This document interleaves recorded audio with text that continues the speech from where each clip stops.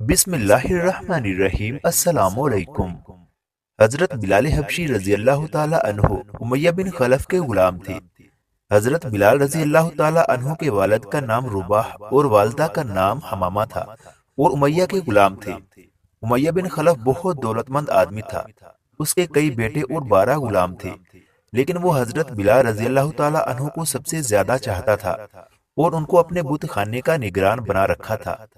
اللہ تعالیٰ نے جب حضرت بلال رضی اللہ تعالیٰ عنہ کو ایمان کی دولت سے مالا مال کیا تو وہ بت خانے میں اللہ تعالیٰ کی عبادت کرتے، دوسرے تمام لوگ بتوں کو سجدہ کرتے، لیکن حضرت بلال رضی اللہ تعالیٰ عنہ اللہ تعالیٰ کی عبادت کیا کرتے تھے۔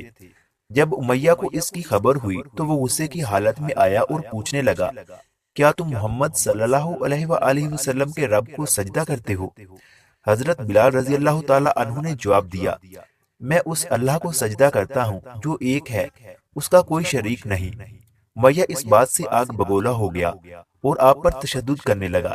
جب سورج نصف النہار پر آ جاتا اور گرمی کی تپش سے زمین تنور کی مانند گرم ہو جاتی تو حضرت بلال رضی اللہ تعالی عنہ کو مکہ مکرمہ کے کھلے میدان میں لے جایا جاتا اور ننگا کر کے گرم تپتی ریت پر سخت دھوپ میں ہاتھ پاؤں باندھ کر ڈال دیا جاتا اور ایسے گرم پتھر کہ جن پر گوشت بھون جائے ان کے سینہ مبارک، پشت اور پہلو پر رکھے جاتے، پھر جسم پر گرم گرم ریت ڈالی جاتی اور سخت تکلیف دی جاتی، لیکن تمام تکالیف کے باوجود حضرت بلال رضی اللہ تعالی عنہ کی زبان مبارک پر احد احد کے الفاظ جاری ہوتے، یعنی میں اللہ وحدہ لا شریک کی عبادت کرتا ہوں۔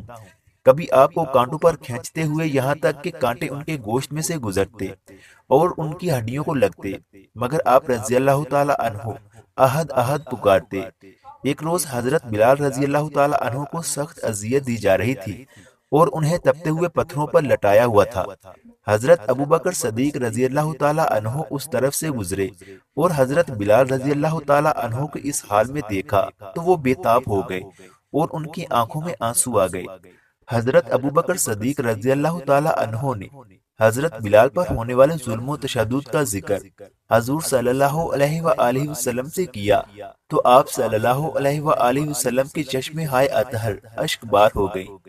اگر ویڈیو اچھی لگی ہے تو لائک ضرور کریں۔ ملتے ہیں اگلی ویڈیو کے ساتھ۔